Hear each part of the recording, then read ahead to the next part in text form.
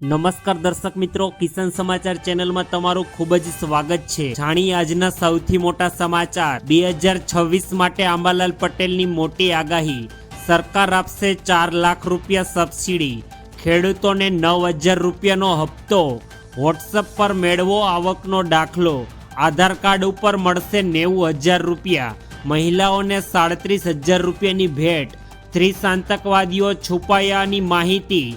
નવા વર્ષે વીજળી સસ્તી, તમારા બિલ ઓછા આવશે। સરકારી કામો હવે ફોનથી થશે। આયુષ્યમાન કાર્ડ બંધ થયું। સરકારી બસોની નવી સુવિધા। સરકારી કર્મચારીઓનો પગાર ડબલ। આ તમામ નાના મોટા અને મહત્વપૂર્ણ સમાચાર જાણીએ તે પહેલા મિત્રો, જો કિસાન સમાચાર ચેનલમાં નવા હોય તો ખેડૂતોની આ કિસાન સમાચાર ચેનલને જરૂરથી સબસ્ક્રાઇબ કરી વિડીયો લાઈક કરી દેજો। આજના સૌથી મોટા સમાચાર। આવનારા વર્ષ 2026 માટે આંબાલાલ પટેલે કરી મોટી આગાહી। મિત્રો, હવે 2026ને માત્ર થોડાક જ દિવસ બાકી રહ્યા છે, ત્યારે અત્યારે જાણીતા એવા હવામાન નિષ્ણાત આંબાલાલ પટેલે જાન્યુઆરીથી લઈ જૂન 2026 સુધીની મોટી આગાહીઓ કરી દીધી છે।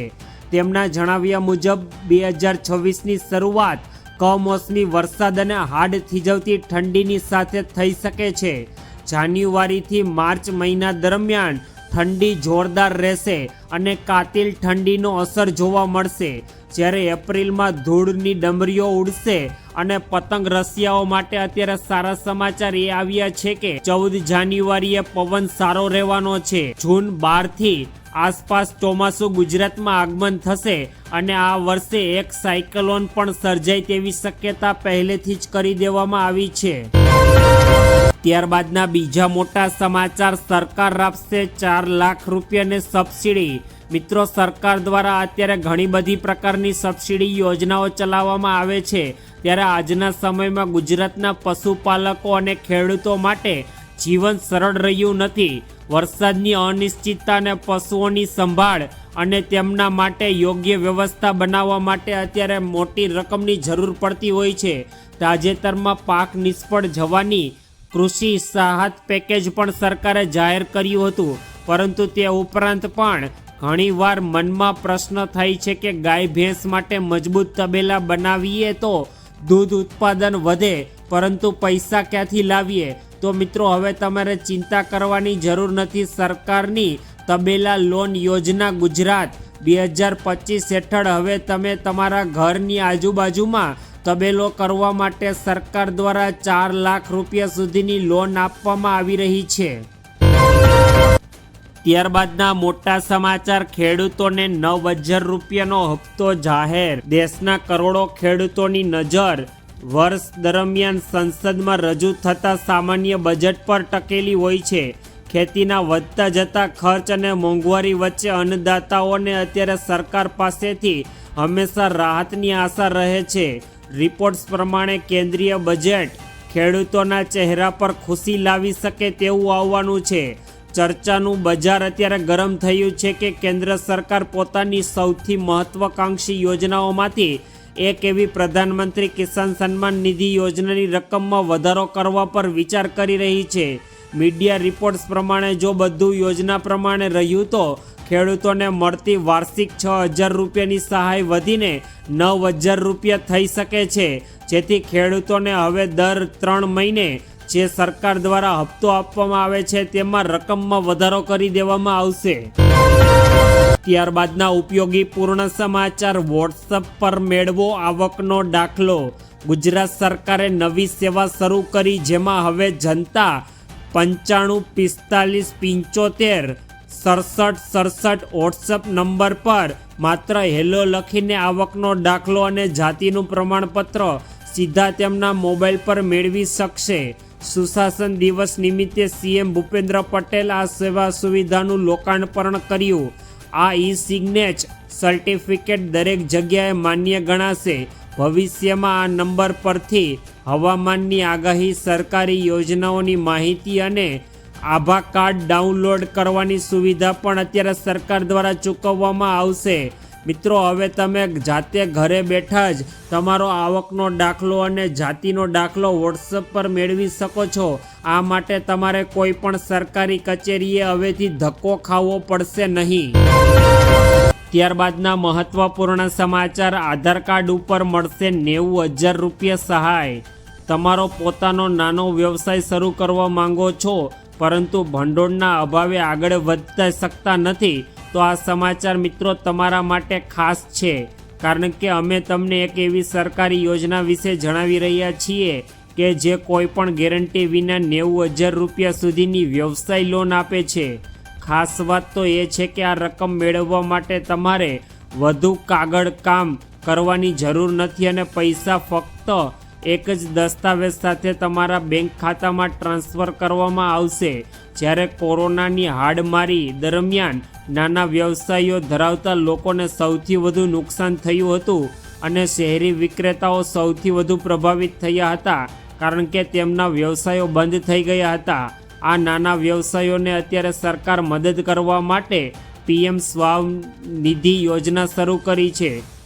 તેમને વ્યવસાયોને ફરીથી શરૂ કરવા માટે અત્યારે રોકડ 90,000 રૂપિયાની સહાય તેમના માત્ર આધાર કાર્ડ ઉપર આપવામાં આવી રહી છે અને સરકાર કોઈ પણ ગેરંટી વગર આ રકમ ફાળવી રહી છે. ત્યારબાદના અગત્યપૂર્ણ સમાચાર. મહિલાઓને 37,000 રૂપિયાની ભેટ. તમારા ઘરમાં અથવા તો કોઈ સગા સંબંધીના ઘરમાં જો કોઈ બાળકનો જન્મ થવાનો હોય તો તેઓને મળશે 37,500 રૂપિયાની સહાય. શ્રમયોગી પ્રસૂતિ સહાય યોજના અંતર્ગત બાળકને જન્મ આપતી સમયે મહિલાઓને મળે છે 37,500 રૂપિયાની સહાય. આ યોજનાનો લાભ લેવા માટે તમારે એક ઓનલાઈન ફોર્મ ભરી સબમિટ કરવાનું રહેશે, જેના કારણે મમતા કાર્ડ, ડૉક્ટરનું પ્રમાણપત્ર, રાશન કાર્ડ, પાસબુક અને મહિલાનું આધાર કાર્ડ તેમજ સોગંદનામું આ તમામ ડોક્યુમેન્ટની જરૂર પડશે. એક વખત તમે તમારા નજદીકની આંગણવાડીમાં તમામ ડોક્યુમેન્ટ જમા કરી આવ્યા ત્યારબાદ સરકાર તરફથી તમને અને તમારા નવજાત બાળકને સરકાર તરફથી સહાયની ચૂકવણી કરી દેવામાં આવશે. ત્યારબાદના મોટા સમાચાર. 30 આતંકવાદીઓ છુપાયાની માહિતી. અત્યારે ભારતમાં હાઈ એલર્ટ. જમ્મુ કાશ્મીરના ડોડા અને કિસ્તેવાડા વિસ્તારોમાં 30થી 35 પાકિસ્તાની આતંકવાદીઓ છુપાયેલા હોય તેવી માહિતી મળતા ભારતીય સેના અત્યારે એલર્ટ મોડમાં આવી ગઈ છે. ભારતીય સેનાએ બર્ફીલા વિસ્તારોમાં આતંકવાદીઓ સામે મોટા પાયે ઓપરેશન શરૂ કર્યું છે. ઇન્ટેલિજન્સ એજન્સીઓએ આ વિસ્તારમાં આતંકવાદીઓ છુપાયેલા હોવાની જાણકારી સેના સાથે શેર કરી છે. ત્યારબાદ અત્યારે ભારતીય સેના દ્વારા તમામ એરિયાનું સર્ચ ઓપરેશન શરૂ કરી દેવામાં આવ્યું છે અને આતંકવાદીઓને અત્યારે છાપેમારી દ્વારા પકડવાનો પ્રયાસ કરવામાં આવી રહ્યો છે. ત્યારબાદના મહત્વપૂર્ણ સમાચાર. નવા વર્ષે વીજળી સસ્તી, તમારા બિલ ઓછા આવશે. જો મિત્રો બધું બરાબર રહ્યું તો દેશભરના વીજ ગ્રાહકોને ટૂંક સમયમાં નોંધપાત્ર રાહત મળી શકે તેમ છે. નજદીકના ભવિષ્યમાં વીજળીના અભાવમાં ઘટાડો થવાની સંભાવના છે. સેન્ટ્રલ ઇલેક્ટ્રિસિટી રેગ્યુલેટરી કમિશન એટલે કે CERC પાવર ટ્રેડિંગ એક્સચેન્જ પર ટ્રાન્ઝેક્શન ફીને વ્યાજબી બનાવવાનું વિચાર કરી રહી છે. આ પહેલનો હેતુ વીજળીના ભાવમાં ઘટાડો કરવાનો છે.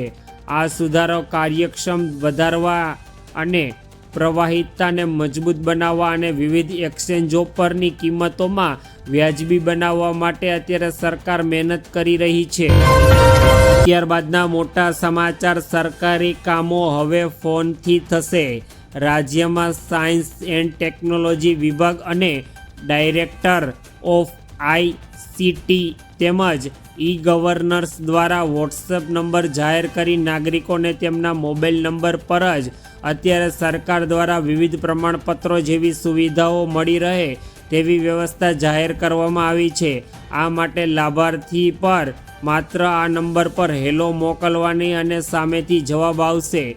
આ સેવાઓનું સુશાસન અને દિવસે મુખ્યમંત્રી ભૂપેન્દ્ર પટેલે લોકાર્પણ કર્યું હોવાથી આ સેવાઓ આગામી દિવસોમાં વોટ્સએપના ચેટબોટ વર્ઝનને અપડેટ કરવામાં આવશે અને ત્યારબાદ હવે માત્ર તમે કોઈ પણ તમારું સરકારી કામ હવે ઘરે જાતે બેઠા તમારા મોબાઈલથી કરી શકશો।